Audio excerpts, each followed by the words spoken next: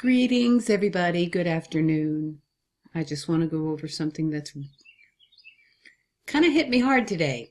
Yeah, this thing kind of hit me hard. We're going to go to the 10 Commandments. Yeah, that big old thing. This is Exodus 20. As you can see there at the top of the page, let's see the 10 Commandments. And God spake all these words, saying, I am the Lord. Remember what that means. It means Yaldabaoth, Yahweh. Okay, it's not the Elohim, the ones that created it, the earth and everything. Anyway, I am the Lord thy God, or excuse me, I the Lord thy God, which have brought thee out of Egypt, out of the house of bondage. Thou shalt have no other gods before me. Thou shalt not make in. I hate King James Version. Can you tell? Don't make any graven images or likenesses of that which is in heaven above, or that it's in the earth beneath, or that is in the water under the earth. Interesting. Thou shalt not bow down thyself to them or serve them, for I, the Lord, Yaldabaoth, Yahweh, thy God, am a jealous God, visiting the iniquity of the fathers of the children, blah, blah, blah, blah, blah. Wait a minute. So, okay, I'm a jealous God. Now, don't forget, let's go on down. Thou shalt not covet thy neighbor's house, wife, manservant, maidservant, ox. Do not covet thy neighbor's whatever. Okay? So I'm seeing there's a hypocrisy here.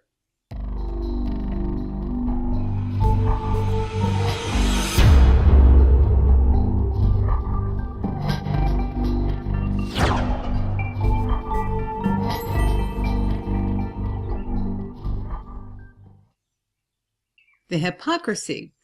Well, first off, let's go ahead and go into the word usage and what it means and things like that. Covetous, the difference between jealousy and envy, right? Because covet is envy, right? So it goes into what jealousy and envy, they have similar meanings and are often confused in many ways. The difference is whether you have some claim on the object of your desire. Okay? Jealous is defined as very watchful or careful in guarding or keeping, and resentfully envious. Envy is defined as feeling discontent and ill will because of another's advantages, possessions, etc., resentful dislike of another who has something that one desires. Jealousy has stronger emotions attached. It's no coincidence that jealousy comes from zealous, which means ardent devotion. The first use of jealous in English was attached to biblical devotion, then to lovers. If you have or had something and are trying to protect it, you are jealous of it. You can be jealous of your reputation, your wayward lover, your red shoes you got when you became Pope. But envy, on the other hand, is more like want and desire than zeal. The biblical sin, though, is envy, not jealousy. When you covet thy neighbor's wife, you're resentful that your neighbor has her and you don't. If she was yours first, then you could be jealous. But that would involve violating another commandment or two. Envy derives from the Latin word invidere, which means to look askance upon, as in give someone the evil eye. Its previous use includes malice and spite, so envy isn't as benign as some might have it.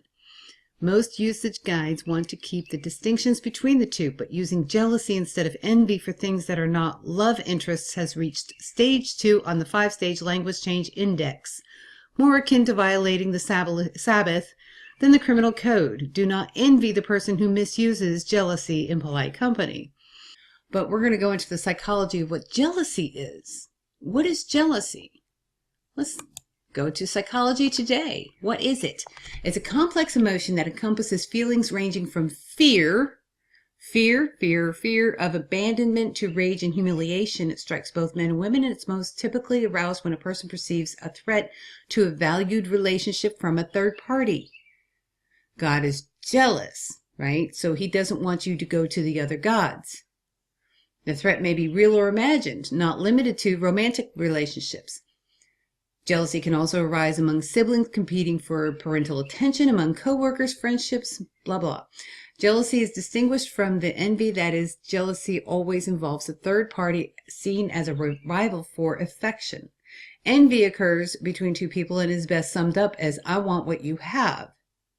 Although jealousy is a painful emotional experience, evolutionary psychologists regard it as not an emotion to be suppressed, but as one to heed as a signal or a wake-up call that a valued relationship is in danger and that steps need to be taken to regain the affection of one's mate or friend. As a result, Jealousy is seen as a necessary emotion because it preserves social bonds. It motivates people to engage in behaviors that maintain important relationships. In this case, what they're saying here, yes, that is correct. However, we're not finding in any kind of preserving of social bonds in that first commandment. Has nothing to do with that. Not really. There's nothing social about that relationship. So God is love, right? God is love. Beloved, let us love one another, for love is from God, and whoever loves has been born of God and knows God. Anyone who does not love does not know God, because God is love. Well, if God is love,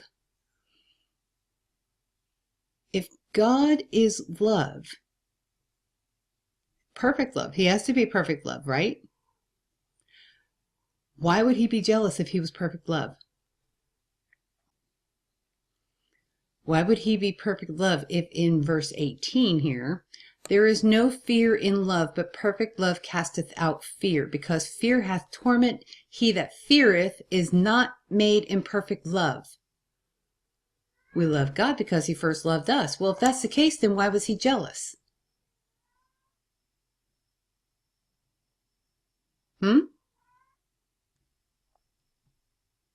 Just wanted you guys to think about something there for a minute. I thought it would be pretty interesting.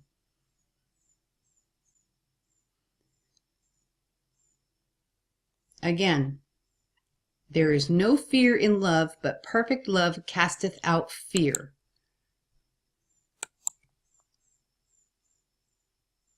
I am a jealous God. Perfect love would not be fearing losing us. Perfect love would not fear, because perfect love casts out fear.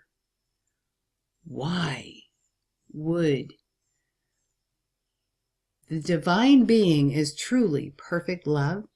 It would not fear losing us. Because there's also many a times in the Bible, it does say, fear not, for it is I. And who is I? Who was I in that scripture? It was Elohim, the gut instinct that speaks to you, the spirit within yourself that speaks to you. I love you. Take care of yourselves. Find your quantum connections at tfrlive.com.